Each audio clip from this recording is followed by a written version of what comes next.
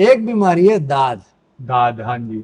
और दाद कई बार सालों तक हमको बहुत परेशान करती है और हाँ। वो ठीक नहीं होती। हम्म। उसके लिए एक बहुत ही छोटा सा नुस्खा है। ये नुस्खा आप किसी अच्छे पंसारी के जाएं और ताजा सामान लें। आप इसको खाएंगे, आपके शरीर में विटिलिगो हो, सोराइसिस हो, ल्यूकोडर्मा हो, दांत खाज खुजली हो, फंगल इन्फेक्शन कितना ही पुराना क्यों ना हो, आप इस प्रयोग को करके देखें। आपको ऐसा हो नहीं सकता कि लाभ ना मिले। क्या लीवर में कोई प्रॉब्लम होने की वजह से भी दांत खाज खुजली हो सकती है? नमस्कार दोस्तों, मैं हूं Himanshu Bhatt. The health show में आज हम आयुर्वेदाचार्य दीपक कुमार जी से जानेंगे दाद खाज खुजली को कैसे आप घर पर ही ठीक कर सकते हैं। इसके लिए हम आपको कई घरेलू नुस्खे बताएंगे, जड़ी बूटियां बताएंगे जो आप आसानी से घर पर बनाकर इस्तेमाल करके दाद खाज और खुजली को परमानेंटली ठीक कर सकते हैं। सर, आपको मेरा प्रणाम और स्वागत है। प्रणाम भगवान। हम आजकल बहुत देख रहे हैं लोगों में दाद खाज और खुजली होती है, और कई लोगों के दाद खाज और खुजली 20-20 साल तक ठीक नहीं होती है। तो घरेलू नुस्खे क्या हो सकते हैं? उससे पहले एक कारण बताइए, दाद खाज खुजली किस वजह से होती है? हिमांशु जी, हमारा सबसे पहले गर्मी में और बरसात में पसीना बहुत आता है। हाँ। और अक्सर गर्मी में तो पसीना सूख जाता है, लेकिन बरसात में पसीना प्रॉपर रूप से सूख नहीं पाता। और अक्सर हम इस चीज पर ध्यान नहीं देते। आपने देखा होगा बरसात में जहां नमी होगी वहां पर फंगस ग्रो हो जाती है। और आप ये देखेंगे कि कई बार हमारे शरीर में जो फंगस या फंगल इन्फेक्शन हो जाता है, कई बार सालों सालों तक चलता है। उसका एक बहुत बड़ा कारण है सफाई का विशेष ध्यान ना देना। दूसरा, पानी बहुत कम पीना। तीसरा, गर्मियों में बरसात में चाय, मिर्च मसाले, खट्टा, तला हुआ हम ज्यादा से ज्यादा सेवन करें।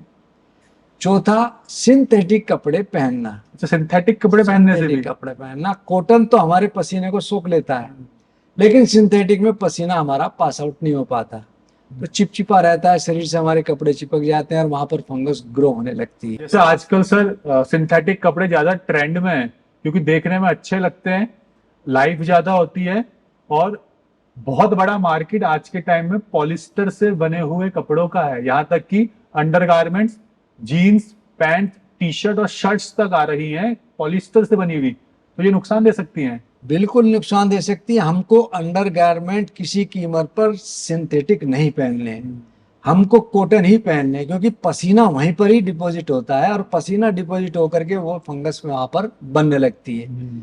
और 10-10, 20-20 साल ही मैं तो देखता हूँ कि कई बार बहुत लोगों को ये फंगस ब्लड में जाने के बाद किल नहीं हो पाती और बहुत ज्यादा परेशान रहते हैं। जब भी गर्मी आती है तो बहुत ज्यादा खुजलाहट आती है, खासतौर से महिलाओं को खुजलाहट जब आती है तो संकोचवश खुजा भी नहीं पाती।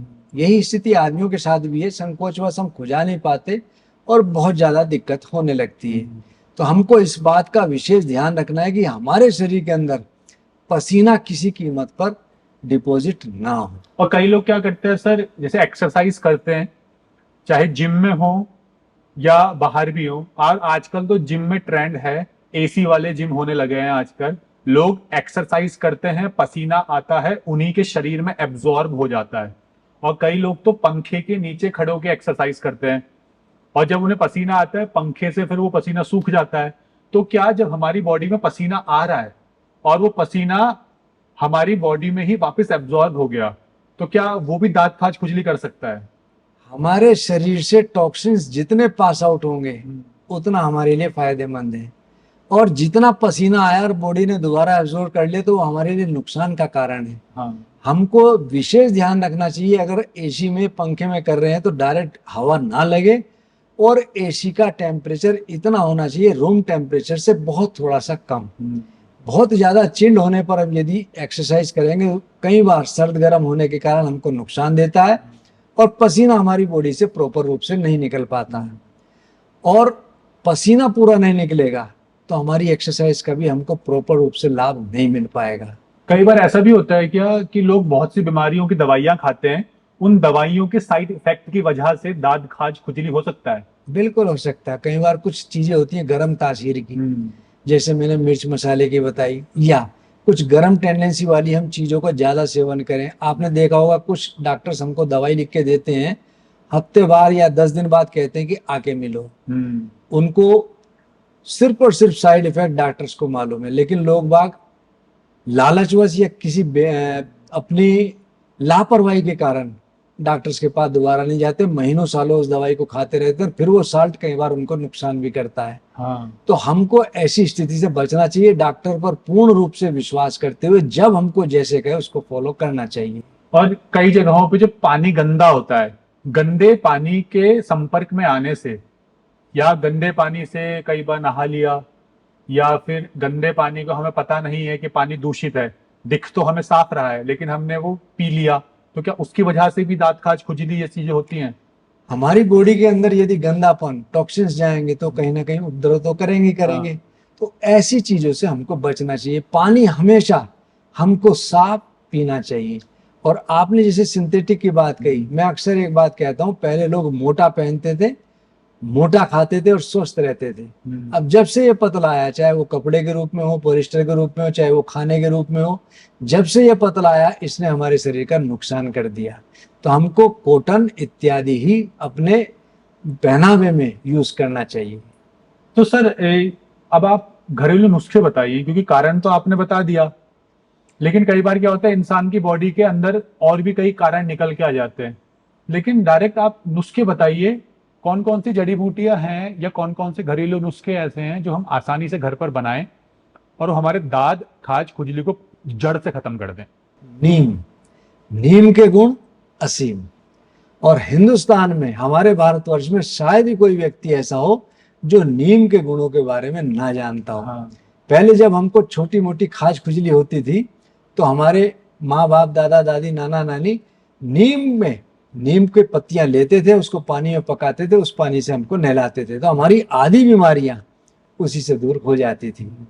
नीम की पत्ती यदि हम 5 से 10 अपने बल के हिसाब से, शरीर के हिसाब से पका करके या चबा करके हम उसको सेवन करते रहे तो हमारी बीमारी, शरीर से टॉक्सिन्स निकलते हैं। तो नीम की पत्ती चबानी है, किस टाइम चबानी चाहिए? सुबह खाली पेट ले लें तो सबसे अच्छा, अदरवाइज हमको जब अनुकूल लगे तब। लेकिन सर जैसा आप भी जानते हैं कि आजकल तो सर पेड़ लगातार गायब होते जा रहे हैं, और नीम के पेड़ जो पहले हर किसी के आंगन में देखने को मिलते थे अब वो बहुत मुश्किल से देखने को मिलते हैं। तो और जो बड़े बड़े शहरों में लोग रह रहे हैं वहां तो उन्हें कई कई किलोमीटर तक पेड़ ही नहीं दिखते। तो जिन लोगों के आसपास नीम की पत्तियां या पेड़ अवेलेबल नहीं है उनके लिए क्या ऑल्टरनेटिव है? हिमांशु जी, हम नीम का घन बनाते हैं। नीम घन? नीम की पत्तियां ली, उसको पानी में खूब उबाल लिया, उबाल करके उस पानी को छान लिया, छानने के बाद उस पानी को हल्की आंच पर वेपोराइज कर लिया, तो नीचे जो एक्सट्रैक्ट बचता है उसको कहते हैं घन। तो ये नीम का घन है, इसकी हम टैबलेट बनाते हैं। और ये हर प्रकार की स्किन डिजीज हो, साथ ही साथ पुराने से पुराना बुखार हो, पेट में कीड़े हो, ब्लड सर्कुलेशन प्रॉपर ना होता हो, ऐसे उसमें नीम का घन हमको बहुत लाभ देता है। तो नीम की टैबलेट वो खा सकते हैं, नीम घन बट्टी खा सकते हैं। नीम घन तो मैं आपको क्या कहूँ, नीम के गुण असीम। अभी मैंने ये बात कही, इसके बारे में मैं इतना कहूंगा कि मैं सोराइसिस के लोगों को भी इसको देता हूँ। और स्किन डिजीज में सबसे गंदी दुष्ट बीमारी है, ल्यूकोडर्मा हो या विटिलिगो हो, सफेद दाग, उसमें भी नीम का प्रयोग मुख्यतः मैं करता हूं और इसका भगवान के आशीर्वाद से बहुत अच्छा रिजल्ट भी मिलता है। तीसरा, अजवाइन हर घर में मिल जाती है। हाँ जी। आप अजवाइन लो और उसको बिल्कुल घोट लो या मिक्सी में ग्राइंड कर लो पानी डाल करके, एक बिल्कुल जब वो हलवा सी बन जाए, लेप बन जाए, तो अपने शरीर पे उसकी मालिश करो, तो आप देखेंगे कि हमारी बॉडी के टॉक्सिन्स दूर होते हैं, खाज खुजली दूर होती है। और यदि सोराइसिस इत्यादि भी शुरुआत हो, उसमें भी ये प्रयोग बहुत लाभ, मतलब दाद खाज खुजली में हम अजवाइन का लेप लगा सकते हैं जी। कि अजवाइन को मिक्सी में डालकर उसमें थोड़ा सा पानी मिला के उसे ग्राइंड करके पेस्ट बना लें जी, और जहां पे भी दाद खाज खुजली है उससे मालिश करें। कितनी देर तक करनी है? 10 मिनट बहुत है। अच्छा, लगा के छोड़ दे 10 मिनट? लगा के 10-15 मिनट छोड़ दे, उसके बाद हम पानी से नहा लें। और सबसे सही टाइम कौन सा है? नहाने का टाइम तो सबसे अच्छा, नहाने से पहले, नहाने से बढ़िया सुबह का टाइम है जी। तीसरा, केला एक ऐसा फल है जिसके बारे में शायद ही कोई व्यक्ति ना जानता हो। हाँ। अजवाइन किसी को हो सकता है महंगी लगती हो या ग्राइंड करने में दिक्कत हो, आप एक केला ले लें और पके केले को आप बाउल में डाल लें और उसमें एक नींबू निचोड़ लें, उसको अच्छी तरह मैश कर लें। मैश करने के बाद ये भी हलवा बन जाएगा और आप इससे अपने शरीर की मालिश करें। केले से? केले से, केला और नींबू का रस आप मालिश करके देखेंगे तो आप ये देखेंगे कि चेहरे का ग्लो इस तरह कदर आएगा, खुजली तो दूर होगी होगी, थोड़ा बहुत सोराइसिस का असर वह भी दूर होगा, फंगल इन्फेक्शन हो वह भी दूर होगा, और साथ ही साथ हमारी चेहरे की और शरीर की जो स्किन है पुराने जैसी होगी, उसमें ग्लो आएगी और आप पूरे दिन देखेंगे हमारा शरीर दमकने लगता है और बहुत अच्छी खुशबू आने मैं लगती है। पहली बार सुन रहा हूँ कि केले में नींबू निचोड़कर जी उसका पेस्ट बनाकर जी स्किन पर लगाने से इतना फायदा होता है। इतना फायदा है।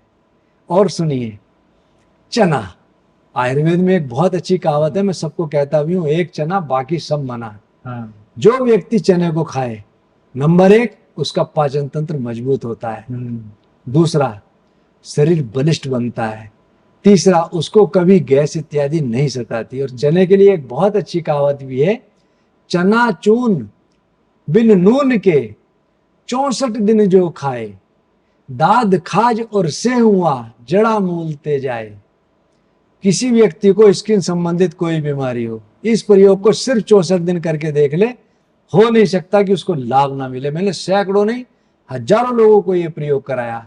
64 दिन आप चने की रोटी खाएं, चने की रोटी? चने की रोटी, लेकिन शर्त ये नून बिना नमक के। अच्छा, बिना नमक के चने की रोटी खानी है 64 दिन? 64 दिन आप इसको खाएंगे, आपके शरीर में विटिलिगो हो, सोराइसिस हो, ल्यूकोडर्मा हो, दांत खाज खुजली हो, फंगल इन्फेक्शन कितना ही पुराना क्यों ना हो, आप इस प्रयोग को करके देखें, आपको ऐसा हो नहीं सकता कि लाभ ना मिले। मैं एक छोटा सा आपको बात बताऊंगा। मेरे पास एक गोरखा आया, मैंने पहले भी आपको इस बात शेयर करी थी। वो बेचारा बहुत गरीब आदमी था, रात को चौकीदारा करता था। उसने मुझे कहा, दीपक जी मैं खर्च नहीं कर सकता, मुझे आप कोई ऐसा प्रयोग बताओ जिससे मेरा शरीर बिल्कुल सफेद चिट्टा हो गया था ल्यूकोडर्मा के कारण, कि मैं इससे निजात पाऊं। क्योंकि कुछ जगह ऐसी है जहां पर सफेद दाग होने के बाद वो उस घर का लोग पानी भी नहीं पीते, रोटी बेटी का रिश्ता भी नहीं रखते। वो बेचारा बड़ा डिप्रेशन में था। मैंने उसको यही प्रयोग बताया था कि आप चने की रोटी और मूंग की दाल आप 6 महीने खा के मेरे को बताओ। 6 महीने बाद वो आया, बिना नमक के मैंने उसको बताया था, और उसने आकर के, बुजुर्ग था, उसने मेरे पैर छुए। मैंने एकदम रोका, मैंने कहा आप क्या कर रहे हो? कहने लगा आपने पहचाना? मैंने कहा नहीं। तब उसने मुझे बताया कि आपने प्रयोग बताया था और मेरा ये सारा शरीर बिल्कुल कल्प हो गया और सफेद दाग बिल्कुल खत्म हो गया। तो इस प्रयोग को मैं कहूंगा जिन भाइयों बहनों को स्किन संबंधित कोई भी समस्या 64 दिन मेरे कहने से करके देख लें, निश्चित रूप से लाभ मिलेगा। शर्त यह है कि उसमें नमक नहीं होना चाहिए। अपामार्ग, जिसको कहते हैं चिड़चिटा। चिड़चिटा जी, आपने चिड़चिटा देखा होगा। पहले लोग, जंगली पौधा है, हर जगह मिल जाता है, और इसमें जो कांटेदार वो फल सा आता है, लोग फेंकते थे, चिपकाते एक दूसरे पे फेंक के मारकर चिपकाते थे। इसके यदि पत्तियों के हम काढ़े के साथ हम नहाएं तो फंगल इन्फेक्शन बहुत तेजी से किल होता है। इस चिड़चिटे की पत्तियों से? जी, पत्तियों को पानी में उबाल लिया और उसके पानी को हम मल मल के नहाए। उस पानी के नहाने से हमको दाद खाज खुजली में बहुत तेजी से लाभ मिलता है। चिड़चिटे के पत्ते तोड़ के लाने हैं, उन्हें पानी में उबालना है काफी देर तक कि उसका काढ़ा बन जाए। जी, फिर उस काढ़े को चाहे हम नॉर्मल पानी में मिला लें? बिल्कुल मिला लें, सिर्फ ज्यादा पानी में पका लें।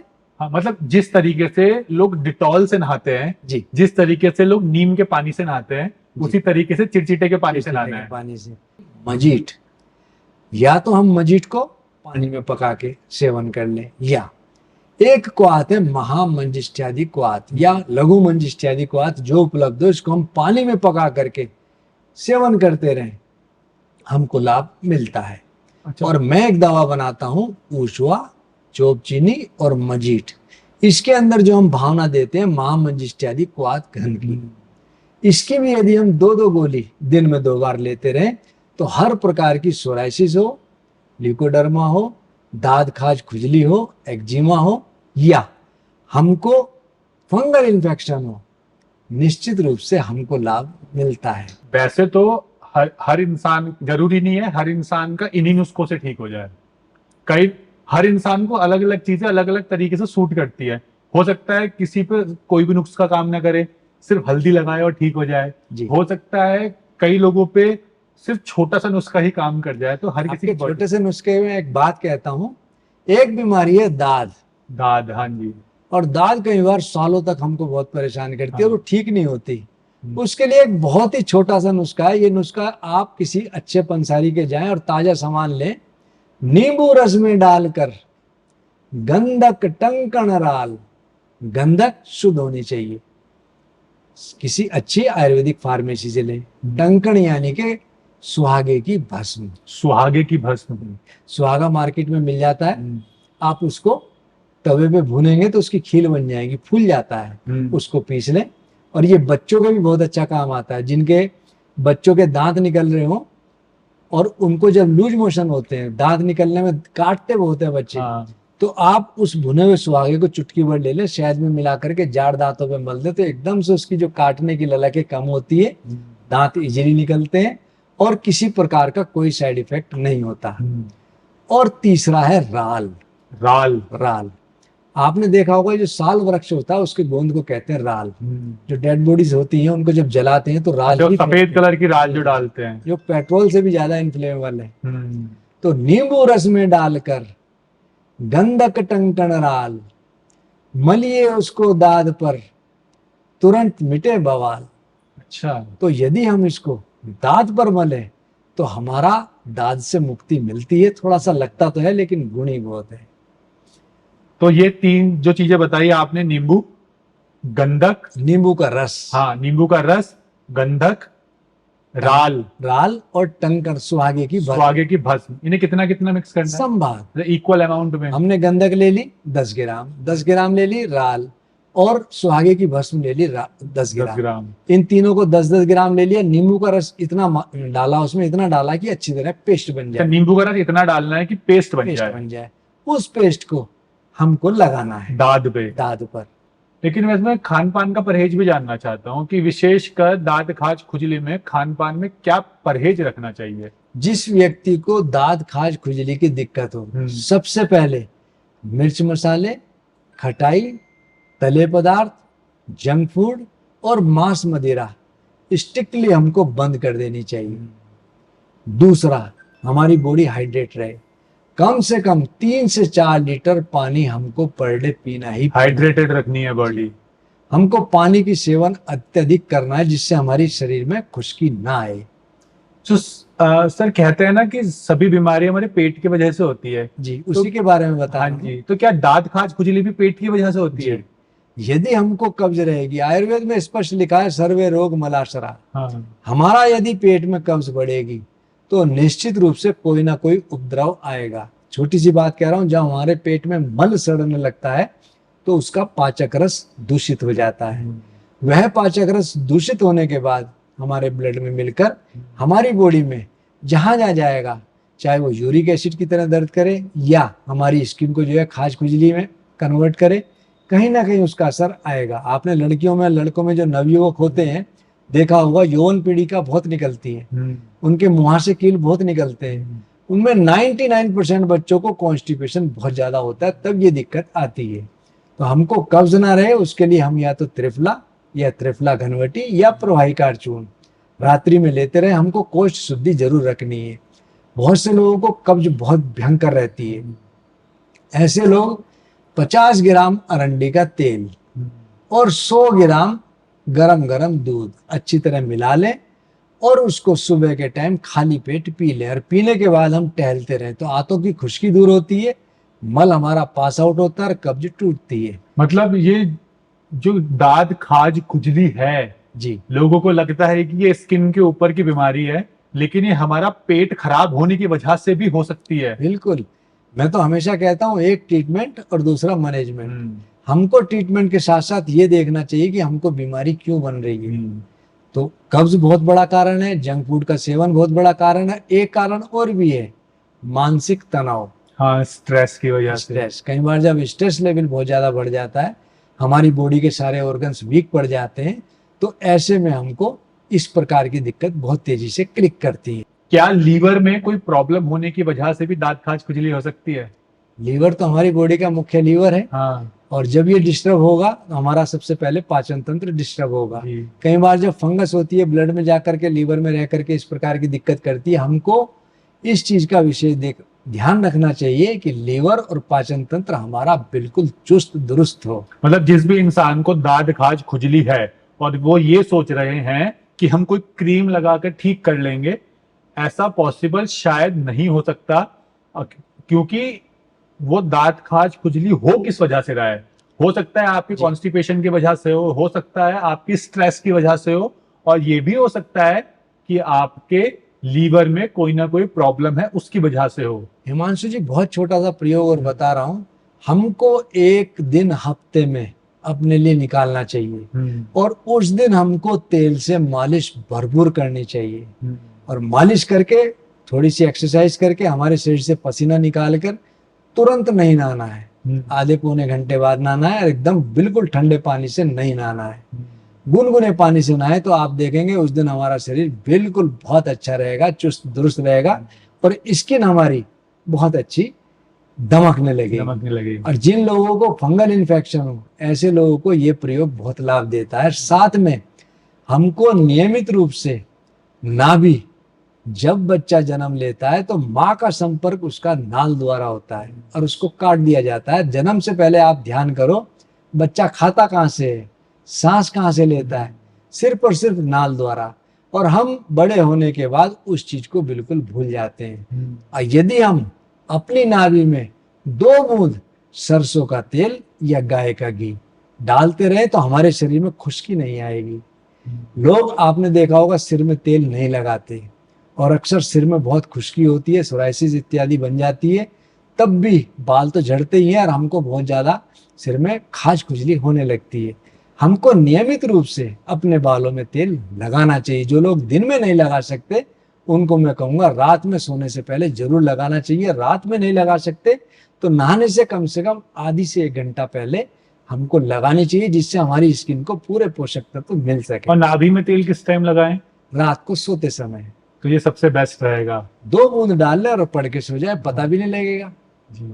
तो सर, आपका बहुत बहुत धन्यवाद कि आपने दाद खाज खुजली के बारे में इतना डिटेल में हमें समझाया कि जिस दाद खाज खुजली को और फंगल इन्फेक्शन को लोग स्किन के ऊपर होने वाली बीमारी मानकर उस पर सिर्फ ऊपर से क्रीम लगा देते हैं, फिर वो उनका कई सालों तक ठीक नहीं होता।